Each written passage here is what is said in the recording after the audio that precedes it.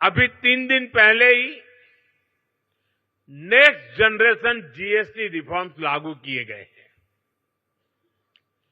GST में हुए बदलाव भारत की ग्रोथ स्टोरी को नए पंख देने वाले स्ट्रक्चरल रिफॉर्म्स हैं।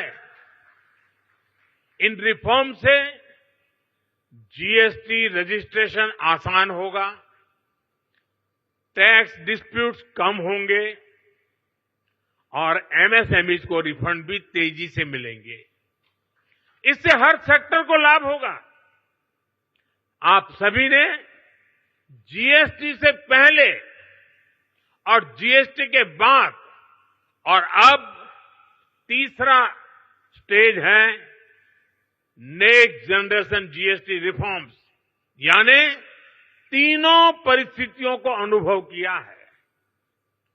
कितना बड़ा अंतर आया है, ये मैं कुछ उदाहरणों से आपके सभी के बीच रखना चाहूंगा। 2014 से पहले, यानी आपने मुझे काम दिया उसके पहले की बात कर रहा हूं। 2014 से पहले इतने सारे टैक्स थे, यानी एक प्रकार से टैक्स का जंजाल था और उसके कारण बिजनेस की कॉस्ट और परिवार का बजट दोनों ही कभी भी संतुलित नहीं हो पाते थे। उसे कंट्रोल करना मुश्किल था।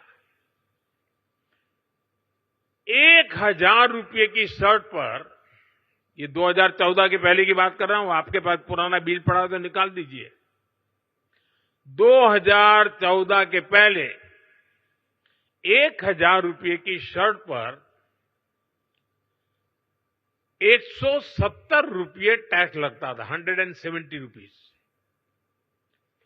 साल 2017 में जब हम जीएसटी लाए तो आने के बाद पहले जीएसटी में 117 से कम होकर के 50 हो गया, यानी 1000 के शर्ट पर पहले 117 था, 2017 में जब हम जीएसटी लाए तो 50 हो गया।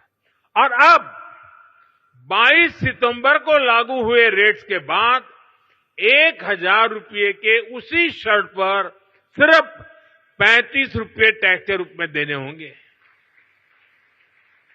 साथियों, 2014 में toothpaste, shampoo, hair oil, shaving cream, इन सभी पर अगर कोई 100 रुपया खर्च करता था तो इन पर 31 रुपये टैक्स देना पड़ता था। 100 रुपये पर 31, यानी 100 रुपये का बिल 131 रुपये का बनता था। ये 2014 के पहले की बात कर रहा हूं मैं।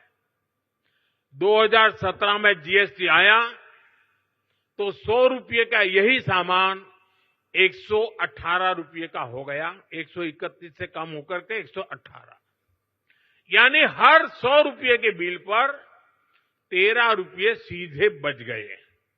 अब जीएसटी की अगली पीढ़ी में, यानी इस बार जो जीएसटी का रिफॉर्म हुआ है, ये सामान 100 रुपये पर 5 रुपया 105 रुपये का हो गया है।